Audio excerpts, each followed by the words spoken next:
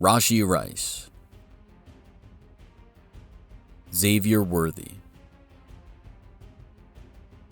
Chris Jones, Trent McDuffie, Christian Fulton, Pat Mahomes. Super Bowl 59 stopped the Chiefs dynasty in its tracks. The team that went 15-2 in the regular season and squeaked by in the playoffs was eviscerated on the biggest stage in all of football. Instead of celebrating as the first NFL franchise to three-peat, the Kansas City Chiefs were sent on a soul-searching journey in the 2025 offseason. Now, KC will be playing with a chip on their shoulder, desperate to prove that they won't be outdone again. And with the moves they've made, they're on track to do exactly that. This is why Patrick Mahomes' new-look Chiefs will dominate once again in 2025. Now, we can't overstate just how bad Super Bowl 59 was. The Chiefs hadn't looked convincing at any point in the 2024 regular season. 11 of their 15 wins came in one-score games, not the type of dominant performances that we had grown accustomed to throughout the Mahomes-Reid era. Things were hardly better in the playoffs, with the help of some questionable refereeing, as they arrived at their third consecutive Super Bowl shrouded in controversy. We all Anthony Richardson averaged 61.6 in the 2024 regular season. On top of that, Philly snagged 2 first-half picks, one of which was returned for a score. The O-line certainly wasn't helping. The Eagles infamously dropped Mahomes 6 times while registering 9 QB hits despite never blitzing. It seemed that Vic Fangio had discovered a blueprint for defeating the Chiefs. After all, this was the second worst performance of Mahomes' career by expected points added per play. 3 of his 10 lowest EPA per play performances came against Fangio defenses, despite coming into the Super Bowl 8-0 against the veteran DC. Oddly enough, this leads me to why the Chiefs will be good again in 2025. Most teams can't do what Vic Fangio's Eagles did. That is, get after the quarterback on nearly every single snap with a 4-man rush. Philly's defense was perfectly constructed, and most teams in the league can't really compare. Even if Fangio gave the league a blueprint, actually having the personnel to replicate it is a whole other ballgame. No QB is going to put in a good shift when his offensive line is allowing him to be pressured on 53% of his snaps according to PFF, excluding garbage time. The only game in Mahomes' career where he was pressured more, Super Bowl 55. Safe to say, in fairness to Brett Veach and the KC front office, they diagnosed the weaknesses in their O-line and made it a priority this offseason. With all-pro left guard Joe Thuney traded to Chicago by March, the need for reinforcements became increasingly urgent. Although it remains to be seen if the 2024 second rounder can step up to the plate and solidify the Chiefs' interior O-line. But there was an even bigger issue on the left side of the offensive line in 2024, one which saw 4 different left tackles start over the course of last season. After an injury to the starter DJ Humphries, KC tried Suamataia, Wanya Morris, and eventually Joe Thuney at left tackle, which was not exactly a sustainable long-term solution. Early in free agency, the Chiefs signed less position than anyone else they had available on the roster. That was until the draft rolled around. KC traded back from 31 to 32, where they selected left tackle Josh Simmons out of Ohio State with the last pick of the first round. The former Buckeye was graded as one of the best available linemen, let alone tackles available in the draft. How did he fall to the end of the first round? Well, just 6 games into a fantastic 2024 season in Columbus, Simmons tore his patellar tendon, ruling him out of Ohio State's national championship run. But from these 6 games alone, Simmons was unanimously considered a first-round talent. The knee injury scared most teams, but not the Chiefs, who jumped at the chance to take him late in the first. For reference, many analysts believed that if it weren't for the torn patellar tendon, the Patriots would have taken Josh Simmons over Will Campbell 4th overall.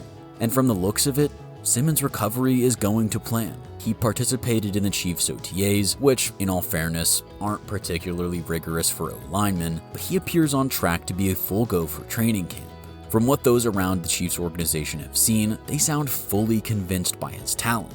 On the New Heights podcast, Jason Kelce said, I've watched a lot of these linemen coming out the last few years. This kid, I mean, he is the closest thing I've seen to like a Trent Williams or like a Jason, like that next level, like strength and athleticism. Yeah. The only reason he fell to you guys is because of that quad tendon or patella tendon? Patella injury. Yeah. What's he look like so? That is extremely high praise to throw on a rookie's shoulders. Trent Williams is a first ballot Hall of Famer after all. But when Chiefs defensive end George Karlaftis was asked about the comparison Kelce made, he said, "Yeah, I mean, Jason knows what he's talking about when he's talking about O-line, right? There's definitely a lot of shades there. Just with the athleticism alone, his size, I think that's a fair comparison. Just off the intangibles alone, let's see how he develops. I think he has all the tools, the intangibles, and the work ethic to be as great as he wants to be. It's all about putting in the work at the end of the day. So, I would agree with Jason's comparison for sure. Even further proof that Simmons is a draft day steal. If there's one lesson that the ass whipping the Chiefs took in Super Bowl 59 taught them, it was to start with building out the trenches. From their early offseason moves, it seems that they've taken that lesson to heart immediately. Beyond the reinforcements in the trenches, Kansas City's offense will be significantly better in 2024 for one simple reason: injuries. Next, the team's RB1, Isaiah Pacheco, went down with a fractured fibula in week 2 and didn't show up again until week 13. When Brown and Pacheco came back, neither's play matched their pre-injury levels, meaning there were no familiar explosive threats on offense for the Chiefs, even with both men back in the lineup. His former self, the once-shunned Kareem Hunt, was brought back into the fold and was able to make an impact. But the fact that the league's best team was spearheaded by skill position players that peaked in the mid-2010s was not exactly inspiring. This made the rookie Xavier Worthy KC's de facto wide receiver 1 with 648 yards, and he has all of these guys, apart from Hopkins, back for the start of the 2025 season, ready to prove their worth after a summer of rest and recovery. They used their 4th-round pick on wide receiver Jalen Royals out of Utah State, who Steve Smith ranked as the 5th best wideout in the class. Royals was the 18th wide receiver taken, so if he can deliver on that potential, we could be talking about another classic Chiefs late-round steal. For that exact reason, you shouldn't sleep on 7th-round running back Brashard Smith either.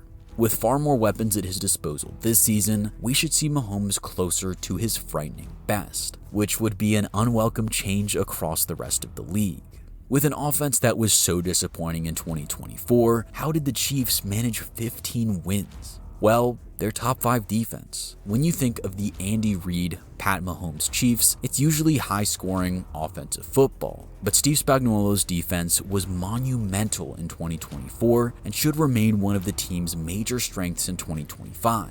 All-pro defensive tackle Chris Jones leads the way as a disruptive force on the line of scrimmage, and a key ingredient in the Chiefs' sustained success. Despite losing Tershawn Wharton, the Robin to Jones's Batman, in free agency, KC sought his replacement in the draft, selecting Omar Norman Lott late in the 2nd round. The former Vol was seen as one of the best pure pass rushers available, with an 18.9% pass rush win rate in 2024, the highest among defensive tackles. While he's slightly undersized and has his limitations as a run defender, Norman Lott will benefit greatly from playing alongside an all-timer like Chris Jones. Christian Ainsworth of Arrowhead Addict anticipates Spagnuolo routinely deploying the rookie on 3rd downs and pass plays in what the Chiefs call a NASCAR package, which will free up Jones to exploit mismatches elsewhere on the line. In the 3rd round, Veach and company chose to stick with the D-line, selecting defensive end Ashton Gelati, largely for depth. That was also the name of the game in free agency, grabbing the likes of Jerry Tillery and Janarius Robinson to further bolster the unit. Behind them is one of the league's deepest linebacker rooms, spearheaded by the criminally underrated Nick Bolton, who just agreed to a $45 million deal that keeps him in KC through 2028. With Drew Tranquill alongside him, Leo Chenal and Jack Cochran contributing when called upon, and the selection of Oregon's Jeffrey Bassa in the 5th round, this group could quietly prove to be the league's best. The secondary may have a tougher time though, suffering significant personnel losses in back-to-back off seasons. They did well to recover from L'Jarius Sneed's departure in 2024, but Justin Reid was another pivotal piece of this defense's success in recent seasons. Mike Edwards was signed to compete for his spot, able to play both strong and free safety, but is unquestionably a downgrade from Reid at this point in their respective careers. Given Edwards' familiarity with Spag's system, this could end up being a shrewd signing after all. Regardless, Jaden Hicks and Brian Cooks seem to be the outright starters going into the season. The cornerbacks group has stayed strong, with Trent McDuffie working towards a new contract, Christian Fulton coming in on a 2-year deal, and exciting rookie talent Noah Williams arriving in the 3rd round of the draft to add some depth, and possibly challenge for time on the field if things go well. All in all, this defense should remain a strength for the Chiefs going into 2025, with many exciting new pieces arriving during the offseason. Considering that they went 15-2 last year without many of their offensive starters, we're fully expecting the Chiefs to be back chasing glory come the postseason. Their defense, which served as their bedrock in 2024, should have less to do as a result of a drastically improved offense, with Pat Mahomes and his Chiefs out to prove they're better than their Super Bowl 59 showing. Champions aren't born, they're made.